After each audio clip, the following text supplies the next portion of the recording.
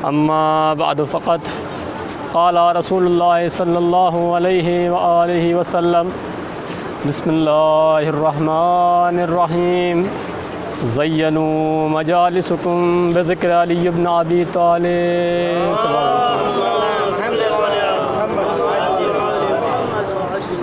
अज़ीज़ान गिरामी व बरादरान अज़ीज़ व मुअज़्ज़ज़ सामईन, एक मरतबा फिर मुक़द्दस ज़मीन पर बैठ कर के मुक़द्दस हस्तियों का ज़िक्र करने का मौका फ़राहम हुआ, जिसमें हम और आप हमेशा की तरह आज भी फिर से शरीक हैं।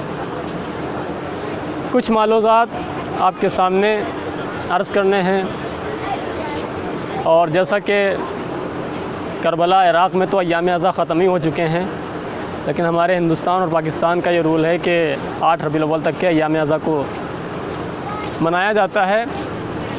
लेकिन करबला एक ऐसी ज़मीन है कि यहाँ पर अगर साल भर भी मौला का गम मनाया जाए वो कम है, इसलिए कि ये वही ज़मीन है कि जिसके ऊपर हमारे और आपके तीसरे इमाम के ऊपर बेइंतहा ज़ुल्म ढाए गए थे। एक सलवात पढ़े बर मोहम्मद व आले मोहम्मद।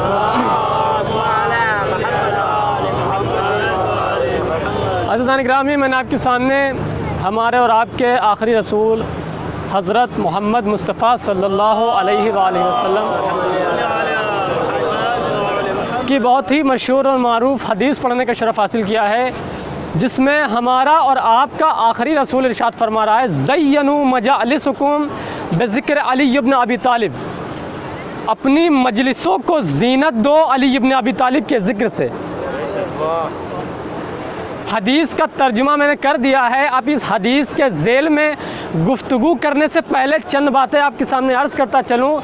रसूल के सामने अगर अली इब्न अबी तालिब से ज़्यादा कोई अहम था, अगर अली इब्न अबी तालिब से ज़्यादा कोई फजीलत रखने वाला था, तो रसूल ने उसके लिए क्यों नहीं कहा कि इनके ज़िक्र के ज़रिए से मजालिसों को ज़ीनत दो। लिहाजा पता ये चला कि रसूल के नज़दीक जो सबसे ज़्यादा फजीलत रखने वाली शख्सियत था, उसका नाम था अली इब्न अबी तालिब। और इसीलिए रसूल ने कहा, ज़य्यनू मजालिसकुम बिज़िक्र अली इब्न अबी तालिब। एक और सलवात पढ़े बर मोहम्मद व आले मोहम्मद। और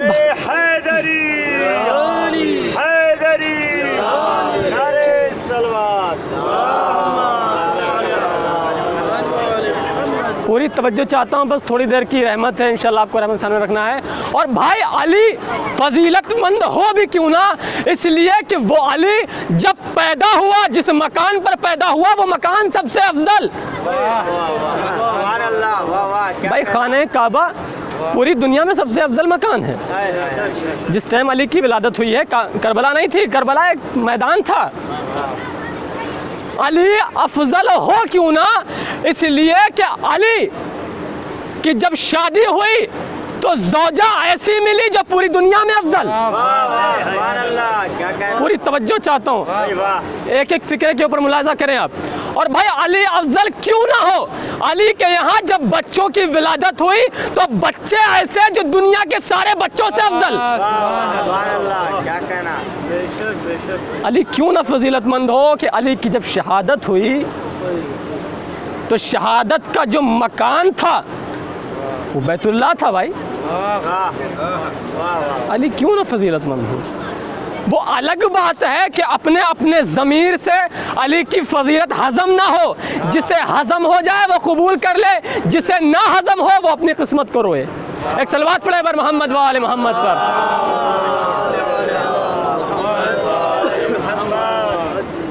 ये अपनी अपनी किस्मत की बात है, अपनी अपनी मुक़द्दर की बात है कि अली की फजीलत हज़म हो जाए। और शायद इसीलिए रसूल ने क्या कहा, ज़य्यनू मजालिसकुम बिज़िक्र अली इब्न अबी तालिब। अपनी मजलिसों को ज़ीनत दो अली इब्न अबी तालिब के ज़िक्र से। ज़ीनत देने से मुराद आप समझते हैं, ज़ीनत देना यानी क्या है? अपनी मजालिसों को, अपनी जलसात को, अपनी मीटिंग्स को ज़ीनत दो। किसके ज़रिए से? अली इब्न अबी तालिब के ज़रिए से। यानी ज़ीनत से मुराद क्या है? यानी अपनी मजलिसों के, अपने जलसों की जो रौनक है उसको बढ़ाओ अली इब्न अबी तालिब के ज़िक्र से। और इसीलिए हमारे यहाँ का दस्तूर क्या है कि खुशी हो या गमी हो, हम मौला एक कायनात का जिक्र किया करते हैं। चाहे वो खुशी का जलसा हो, चाहे वो गमी का जलसा हो। आप देखें हमारे यहाँ जब किसी की शादी होती है तब भी मौला अली के अशार पढ़े जाते हैं, जब कोई मरता है तब भी मौला का जिक्र किया जाता है। यानी कोई भी छोटा मोटा प्रोग्राम हो मौला का जिक्र करते हैं, इसलिए कि हम रसूल की सुन्नत पर अमल करते हैं। हम नाम के सुन्नी नहीं है, हम अमल वाले सुन्नी हैं। हम वो नहीं है जो सिर्फ सुन्नी कहलाएं, बल्कि हम वो हैं कि जो सुन्नत पर अमल करके हम अपने आप को सुन्नी कहलाते हैं। एक और सलवात पढ़े बर मोहम्मद व आले मोहम्मद।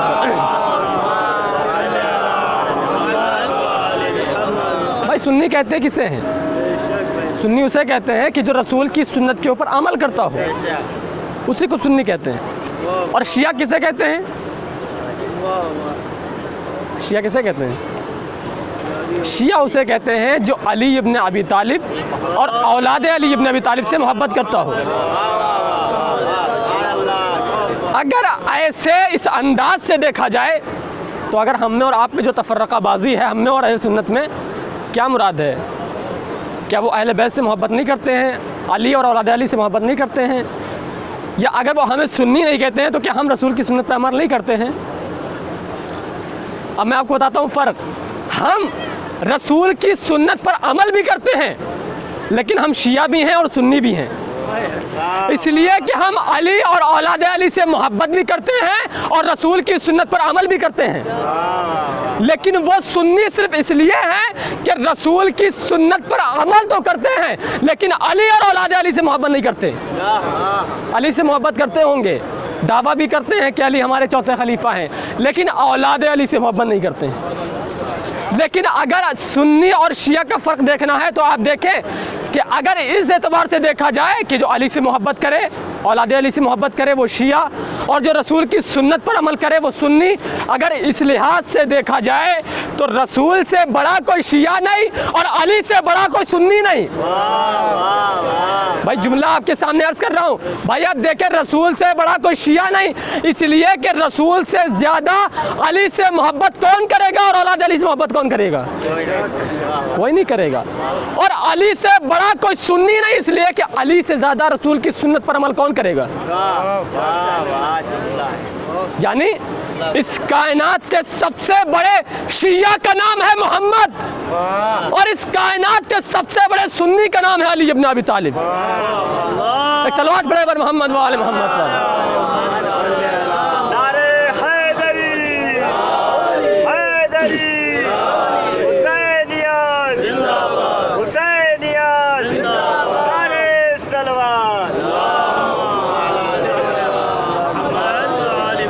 लिहाजा हम सिर्फ शिया नहीं हैं, बल्कि हम रसूल की सुन्नत पर अमल भी करते हैं। और इसीलिए हम रसूल की सुन्नत पर अमल करते हुए इसी फरीज़े को अंजाम देते हैं कि जब भी कोई मजलिस मुनाकिद होती है, जब भी कोई जलसा करते हैं, तो अपनी मजलिसों को जीनत देते हैं अली इब्न अबी तालिब के ज़िक्र से।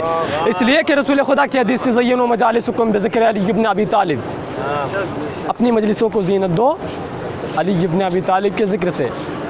अब इस्माइल देवबंदी एक अहले सुन्नत के एक आलिम दीन है, नाम सुना होगा आप हज़रात ने, इस्माइल देवबंदी।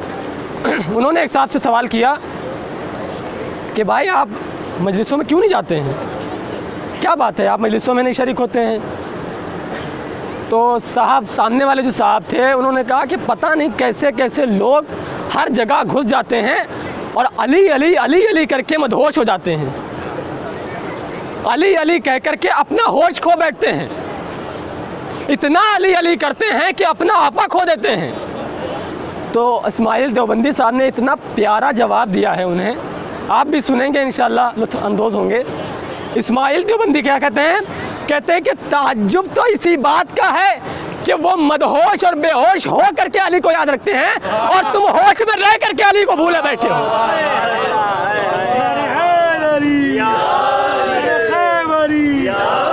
मोहम्मद वाले मोहम्मद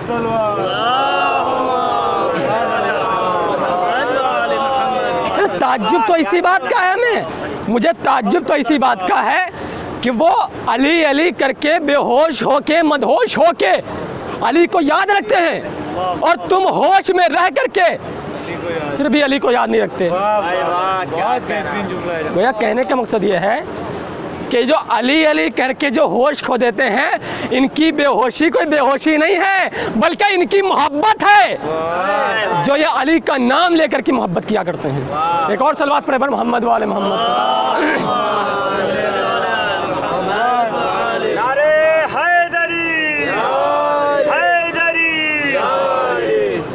गोया कहने का मकसद ये है कि अली की मोहब्बत सबको नहीं हज़म होती।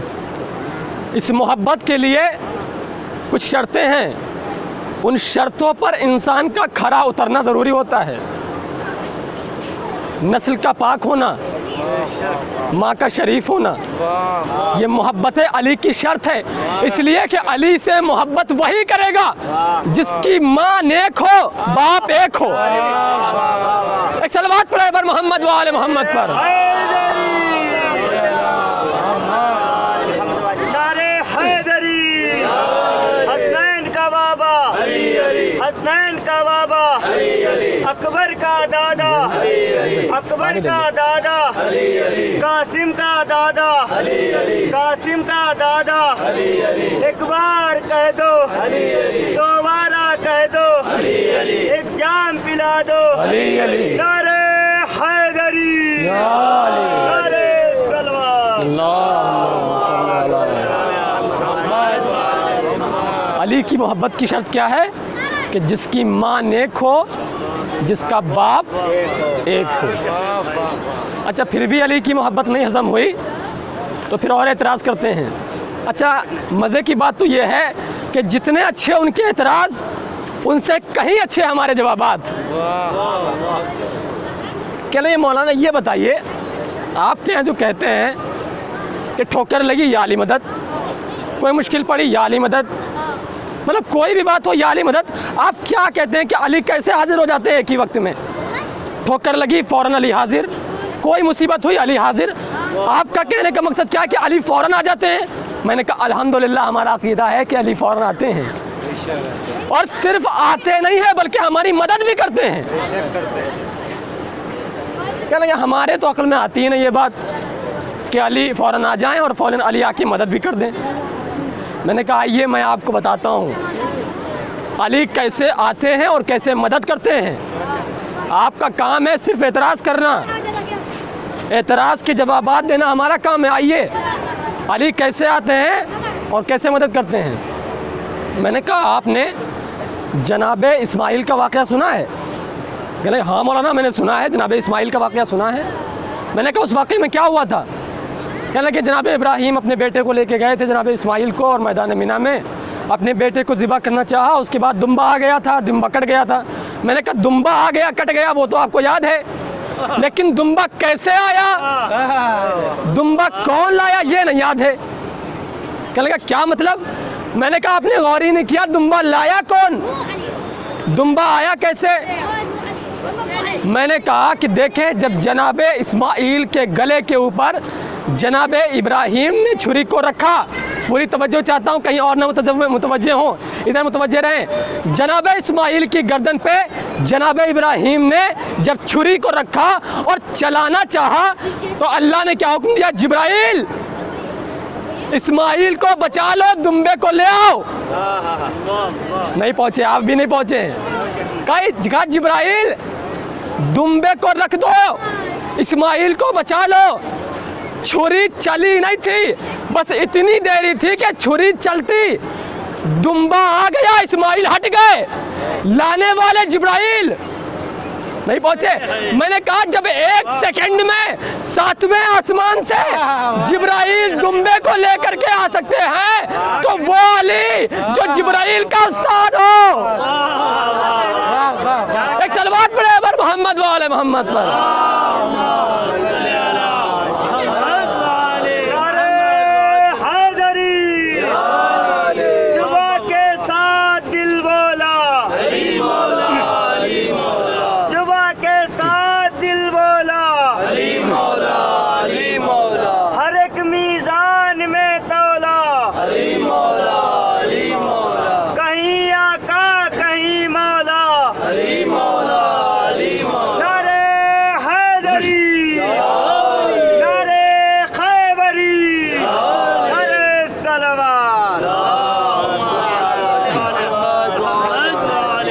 भाई वो अली का अदना सा गुलाम। भाई जिब्राइल कौन है? आप नारे भी सुनते रहते हैं, जिब्राइल का टीचर अली अली।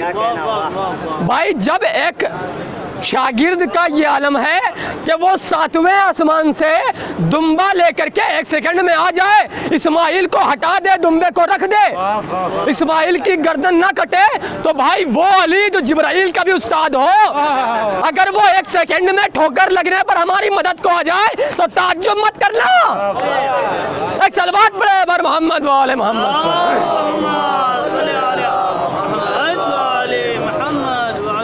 कह लेंगे मौलाना बात तो आपकी दुरुस्त है, इतराज का जवाब तो बड़ा तगड़ा है। मैंने कहा आप एक ही जवाब पे इक्तिफा ना करें, मैं दूसरा जवाब भी देता हूँ ताकि आपके दिल में जो रोड़े हैं वो निकल जाएं। कह लेंगे हाँ मौलाना अर्ज़ कर दें सुकून क़ल्ब के लिए। मैंने कहा आपने जनाब सुलेमान का नाम सुना है? कह लेंगे हाँ मौलाना बहुत अच्छे सुना है। मैंने कहा क्या सुना है जनाब सुलेमान के बारे में? कहा हमने सुना है कि जनाब सुलेमान की हुकूमत बहुत बड़ी थी और उन्होंने पूरी दुनिया पे बादशाहत की थी, और उसके बाद बिल्किस नामी एक शहज़ादी थी, उनका तख्त उन्होंने सेकंडों में अपने यहाँ मंगा लिया था। मैंने कहा आपने ये तो सुना है कि तख्त मंगाया था, लेकिन ये नहीं सुना कि तख्त आया कैसे, लाया कौन? मैंने कहा आपने नहीं सुना। मैंने कहा आइए मैं आपको बताता हूँ। मैंने कहा दो रिवायतें मिलती हैं, एक रिवायत में मिलता है कि जनाब सुलेमान का एक जिन्नात था, और एक रिवायत मिलती है कि जनाब सुलेमान के जो वली थे, जिन्होंने, उनका नाम मेरा ध्यान से निकल रहा है, उनके वली ने, जो जनाब सुलेमान ने कहा कि बिल्किस के तख्त को यहाँ कौन ला सकता है और कितनी जल्दी ला सकता है? तो कहा कि 1 सेकंड में ला सकता हूँ। जनाब सुलेमान ने कहा ये देर है। तो एक जिन्नात ने कहा था कि मैं आपकी पलक नहीं झपकेगी, मैं बिल्किस के तख्त को हाजिर कर दूंगा। और ये तारीख के जुमले हैं कि जनाब सुलेमान की पलक नहीं झपकी थी, बिल्किस का तख्त सुलेमान के सामने था। मैंने कहा एक अदना सा जिन्नात अगर 1 सेकंड में बिल्किस के तख्त को हाजिर कर दे, उसमें तुम्हें ताज्जुब नहीं है, और अली अगर हाजिर हो जाए तो उसमें तुम ताज्जुब कर रहे हो। एक सलवात पढ़े बर मोहम्मद वाले मोहम्मद। गया किसी भी तरह से हज़म नहीं हो रही है, लेकिन क्या करें, हमारी इस दीन अहले तशय्यो में ऐसे ऐसे जवाबात हैं, ऐसी ऐसी रिवायतें हैं, ऐसी ऐसी पुख्ता दलीलें हैं कि हम जमाल गोटे की तरह हज़म भी करवा देते हैं। कैसे नहीं हज़म होगी? इसलिए कि भाई जो हक़ है वो है, तुम मानो या ना मानो, और तुम्हें मानना ही पड़ेगा। इसलिए कि बाद रसूल अगर कोई अफजल था तो वो सिर्फ अली और औलाद अली थे, उसके अलावा कोई नहीं। अगर तुम चौथे नंबर पे अली को रखते हो तो रखते रहो, हमने हमेशा अली को पहले नंबर पे रखा है, और हमने कभी 1 और 2 3 नंबर को तो माना ही नहीं। एक सलवात पढ़े बर मोहम्मद वाले मोहम्मद। बस अपनी गुफ्तगू को तमाम करता हूँ, इसलिए कि ये मजालिस और ये जलसात और ये मीटिंग्स जब तक के बाइस रहमत रहें तब तक के सवाब में रहती हैं, लेकिन जब किसी भी एक फ़र्द के लिए बाइस ज़हमत बन जाए तो फिर इनका सवाब नहीं मिलता है, फिर वो किसी और नज़रिए से चला जाता है। लिहाजा अपनी गुफ्तगू को आखिर की तरफ लाता हूँ। मैंने आपके सामने अर्ज़ किया ज़य्यनु मजालिसकुम बिज़िक्र अली इब्न अबी तालिब अलैहिस्सलाम, अपनी मजलिसों को ज़ीनत दो अली इब्न अबी तालिब के ज़िक्र से। इंशाअल्लाह फिर कभी मौका मिला तो इसी के ऊपर और अर्ज़ करूँगा, लेकिन अब आते हैं माले मजलिस की तरफ। अली इब्न अबी तालिब की मोहब्बत ही एक ऐसी चीज़ थी कि जिसे लोगों को बूज़र से अबूज़र बना दिया। अली इब्न अबी तालिब की मोहब्बत ही थी कि लोग कहीं से कहीं पहुंच गए, और अली इब्न अबी तालिब का बुग़्ज़ ही वो था कि वो लोग कहीं से कहीं आ गए, और अली इब्न अबी तालिब का बुग़्ज़ ही था कि जिसकी वजह से ये करबला वाक़ई हुई थी। इसलिए कि करबला के वाक़ई होने के मैंने पहले भी अर्ज़ किया कि 2 मकासद थे, एक विलायत अली इब्न अबी तालिब के आम होने की वजह थी, और दूसरे दीन मोहम्मदी को अच्छे से नाफिज़ करने की ज़रूरत थी। लिहाजा यही बुग़्ज़ अली था कि जिसके लिए मौला अबा अब्दुल्लाह अल हुसैन को लोगों ने करबला के मैदान में 3 दिन का भूखा प्यासा शहीद कर दिया। और जब मौला अब्दुल्लाह हुसैन ने सवाल किया था कि तुम मुझे क्यों कत्ल करना चाहते हो, तो क्या कहा था? बुग़्ज़न ले अबीक, तुम्हारे बाप के बुग़्ज़ में तुम्हें कत्ल कर रहे हैं। मेरे अजीज़ों, मुझे मसाइब ज़्यादा नहीं पढ़ने हैं, सिर्फ़ कुछ मसाइब पढ़ने हैं ताकि इस मजलिस का हक़ अदा हो जाए। आज 23 सफ़र है, आपने मौला अब्दुल्लाह हुसैन का चेहलम मनाया। आपको पता है ये चेहलम क्या होता है? चेहलम में क्या हुआ था? इस रिवायत तक के आने से पहले, कुछ चेहलम से पहले की रिवायत पढ़ता चलूँ।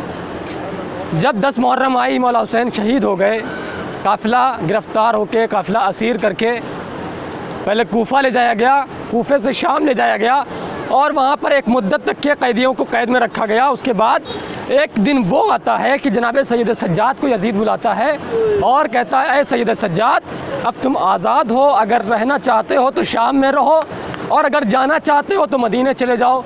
जनाब सैयद सज्जाद कहते हैं, यजीद, मैं अपनी फूफी से इजाज़त ले लूँ, उसके बाद मैं तुझे जवाब देता हूँ। जनाब सैयद सज्जाद जनाब ज़ैनब के पास आते हैं और कहते हैं, फूफी अम्मा, यजीद ने हमें आज़ाद कर दिया है, अब अगर हम चाहें तो मदीने जा सकते हैं और चाहें तो यहीं रह सकते हैं। जनाब ज़ैनब कहती हैं, ए बेटा सैयद सज्जाद, अभी हमने अपने शहीदों को दिल खोल के पुरसा नहीं दिया है, अभी अब दिल खोल के हमने अपने शहीदों का मातम नहीं किया है। यजीद से कह दो कि एक मकान खाली करा दे ताकि हम अपने शहीदों का मातम कर सकें, और एक शर्त और ये रखना कि जब हम अपने शहीदों को पुरसा दें तो शाम के जो भी अफराद शरीक होना चाहें वो शरीक हो जाए। जज़ाकल्लाह खैरल जज़ा, खुदा आपको कोई गम न दे सिवाय गम सैयदुश्शुहदा के। हाँ आज़ादारों, यजीद की तरफ से ये दरख्वास्त कबूल हो गई, एक मकान खाली कराया गया। हाँ आज़ादारों, एक मुद्दत तक के जनाब ज़ैनब ने उस मकान में अपने भाई का मातम शुरू किया। आज़ादारों, शाम की औरतें आने लगी, शाम की औरतें आकर के इकट्ठा हो गई, जनाब ज़ैनब ने शहीदों का मातम करना शुरू किया। आज़ादारों, जनाब ज़ैनब ने कहा कि बेटा सैयद सज्जाद, यजीद से कह दो कि मेरे माल और असबाब हमें वापस कर दे। हाँ आज़ादारों, एक मरतबा माल और असबाब आना शुरू हुए। आज़ादारों, शहीदों के कटे हुए सर आना शुरू हुए। एक मरतबा उन्हें मोहम्मद का सर आया, जनाब कासिम का सर आया, उम्मे फरवा ने बढ़ के आगे लिया। एक मरतबा जनाब अली अकबर का सर आया, जनाब लैला ने बढ़ के आगे लिया। जनाब अली असगर का सर आया, जनाब रबाब ने बढ़ के आगे लिया। अज़ादारों, सर आते रहे, सर लेते गए। इसी असना में एक मरतबा मौला अब्दुल्लाह हुसैन का सर आया। जनाब ज़ैनब आगे बढ़ी, अपने भाई के सर को आगोश में लिया, अपने भाई का मातम करना शुरू किया। हाँ अज़ादारों, एक मरतबा इसी असना में 2 नन्हे सर आए, लेकिन उन सरों को कोई लेने वाला नहीं था। एक मरतबा शाम की औरतों ने देखा कि वो सर आके रख दिए गए, कोई बीबी उन्हें सर को नहीं ले रही है। शाम की औरतों ने सवाल किया, अरे बीबियों ये बताओ, क्या इन बच्चों, इन सरों की कोई हमसर नहीं है, इन सरों की कोई मालिका नहीं है, इन बच्चों की माँ मर गई है। एक मरतबा जनाब ज़ैनब तड़प गई। अल्लाहु अकबर, अल्लाहु अकबर। जनाब ज़ैनब तड़प गई, अरे बीबियों ऐसा मत कहो, इन बच्चों की माँ भी जिंदा है, लेकिन तुम्हें इंसाफ से बताओ कि मैं अपने भाई का मातम करूं या अपने बच्चों का मातम करूं।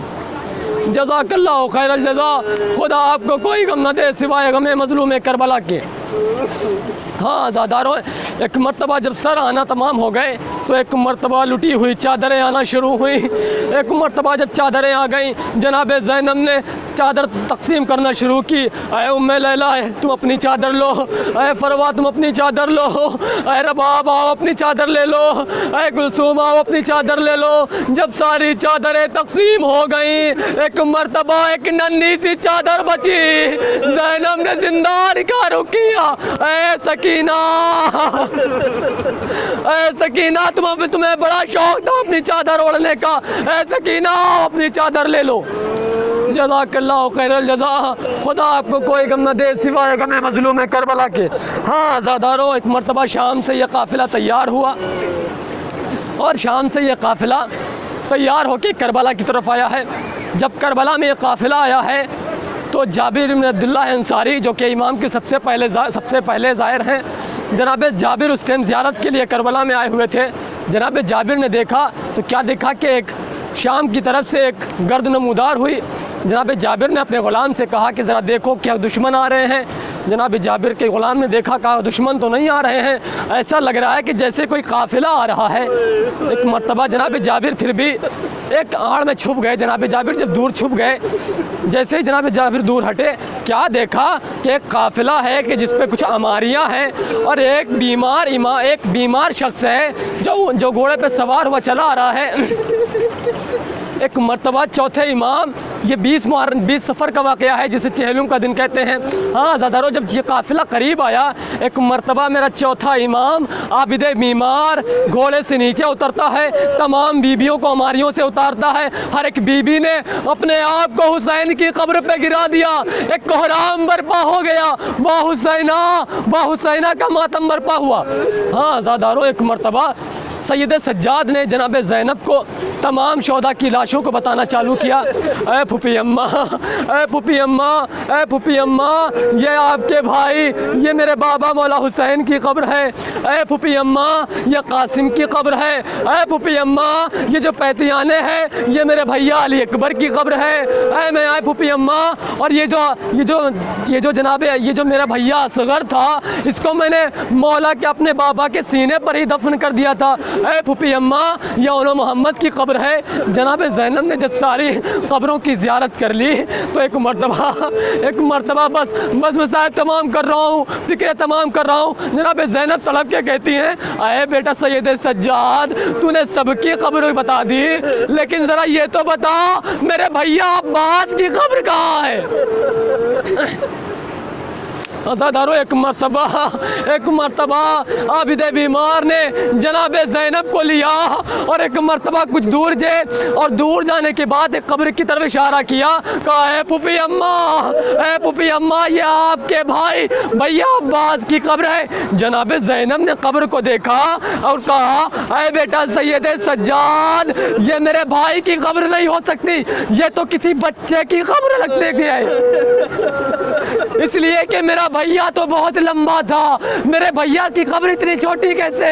एक मर्तबा सैयद सज्जाद ने कहा, ऐ फूफी अम्मा, आपके जाने के बाद चचा अब्बास के ऊपर वो जुल्म उठाया गया, चचा के लाशे को टुकड़ों में तकसीम किया गया।